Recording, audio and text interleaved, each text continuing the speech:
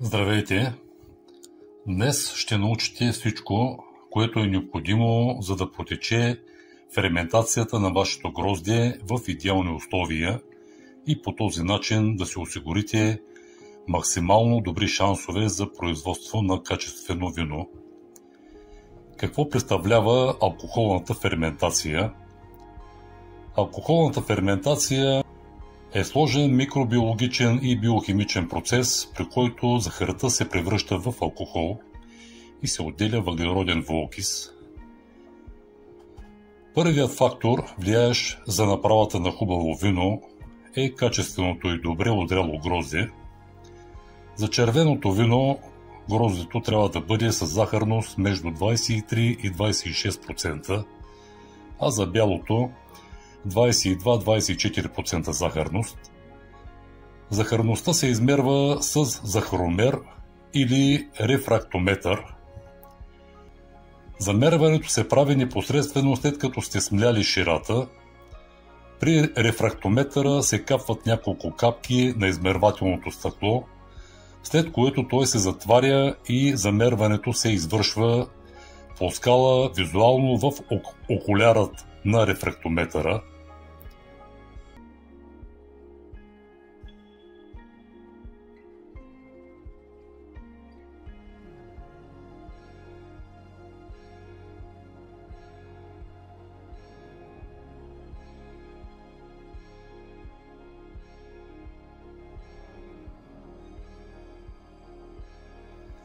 След замерването трябва да добавите захар, ако захарността е по-малка от 22%, като пропорцията е 1 кг захар на 100 кг гроздова мъст, за да увеличите захарния градус с 1%.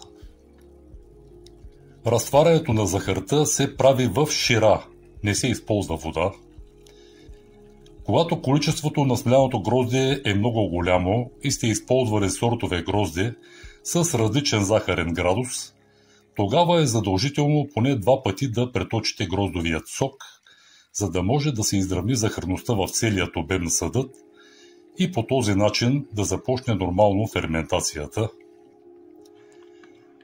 Когато гроздето е с еднакъв захарен градус и не е голямо количество, може да не се извършва преточване. Вторият фактор, оказващ сериозно влияние на ферментацията и направата на качествено вино, са винените дрожди. Правилото е, след като сте уточнили захарността на гроздовата мъст, да поставите калиев метабисулфит или серниста киселина. Дозировката на калиевия метабисулфит е 10-15 грама на 100 литра гроздова мъст за здраво грозде и 15 до 30 грама за загнило грозде. Този метод се прилага да се елиминират оцетно-киселите бактерии и дивите дрожди, които са в гроздовата мъст, и на тяхно място, след като мине един ден, вие да поставите селектирани винени дрожди. Защо се прави това? Защо се поставят селектирани дрожди? Когато ликвидирате дивите дрожди и поставите култивирани и селектирани такива, вие давате възможност на процеса по производство на вино да стане максимално изчистен, защото ферментацията на виното ще протече точно както се предвижда и преработването на захарите от тези култивирани винени дрожди ще се сведе до максимално добри резултати. Препоръчвам на всички да се придържате към този метод. Третият фактор да протече правилно ферментацията и да стане хубаво вино е да не позволявате на части от мъста, като зърна или чепки, ако имате чепки в емулсията, да плуват на повърхността.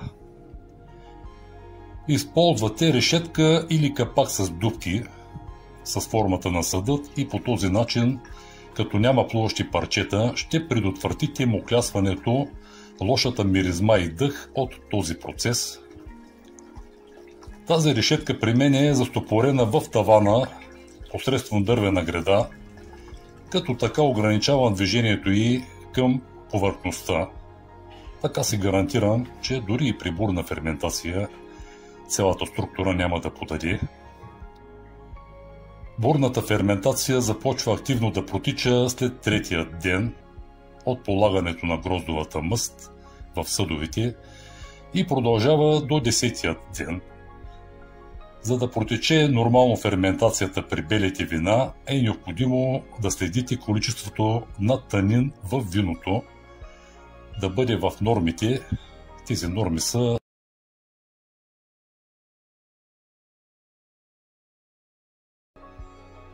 и ако е нужно да добавите танин до достигането на тези показатели. Обикновено танинът при белите вина се добавя непосредствено преди започване на тихата ферментация. Перфектната температура за протичане на ферментация е между 17 и 28 градуса за червените вина, а за белите вина е 17 до 22 градуса по Целзий. Говорим за перфектната температура. На 12-тия ден от полагането на гроздовата мъст аз прехвърлям младото вино в други съдове и така започва вторична ферментация, която е анаеробна, т.е. безкислородна. Съдовете се запечатват и се поставя клапан, който позволява на газът, образуващ се от ферментацията, т.е. на въглеродния двуокис, да излезе от съдът, но ограничава кислородът от атмосферата да има досег до вашето вино вътре в съдът. Тази ферментация протича от 20 дни до 1 месец, в зависимост от температурата в помещението, където сте поставили бъдещото вино. Тя се нарича тиха ферментация. Четвъртият фактор, който влияе за правилното протичане на ферментацията, е постоянната температура. При тихата ферментация тя трябва да бъде между 17 и 22 градуса по Целзий. При нея окончателно се преобразува остатъчната захарност в алкохол и виното придобива почти завършен вид. Искам да подчертая, че ферментация може да протича от 10 до 35 градуса по Целзий. Има култивирани дрожди, които доказано са активни дори и при 2 градуса по Целзий, т.е. ферментация е възможно да протича и при тази ниска температура. След като приключи тихата ферментация, е желателно да поставите виното в бъчви и то да престои там 1 година. Там започва ябълчно-млечната ферментация. Първичната и вторичната ферментации представляват превръщане на естествените захари на гроздето в алкохол, като се отделя въглероден двуокис и тя се предизвиква от дрожди. При ябълчно-млечната ферментация процесът се предизвиква от бактерии, които се свързват с финни частици, останали във вашето вино. Тя започва при стареещите в дъбови бъчви червени и бели вина и е предизвикана от млечно-кисела бактерия. Процесът и тук протича с отделяне на въглероден двуокис. Основният процес на ябълчно-млечната ферментация е превръщането на ябълчната киселина в млечна. Тя е популярна с това, че омекотява вкусовите качества на вината, намалява силната киселинност и стегнатост на младите вина, като ги обогатява и им придава плътност и мекота. Ябълчно-млечната киселинна ферментация също подпомага са по-дълбокото насищане на дъбът в цялостния вкус на виното. Ако го положите в бъчви, ще усещате много по-наситен дъбов вкус.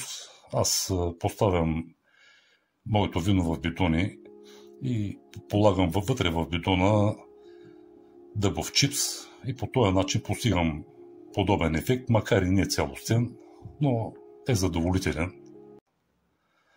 Също така са установени наскоро, че тези бактерии и в белите вина също частично разграждат млечната киселина, а доскоро се смяташе, че те са изключение и този процес на тях не им влияе.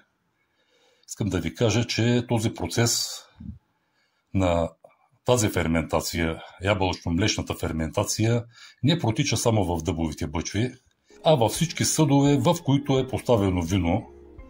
Затова след като приключи тихата ферментация, изчакайте поне още 3 месеца, за да може процесът на ябълъчно-млечната ферментация във вашето вино да приключи.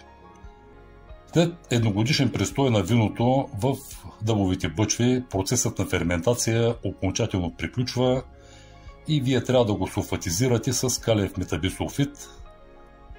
След това то се налива в бутилки, където може да се съхрани много дълги години при постоянна температура. Това е, което исках да ви кажа, за да знаете как протича правилно ферментацията и как тя влияе върху направата на качественото бяло и червено вино. Надявам се да съм ви бил полезен и ви пожелавам всичко добро. До скоро!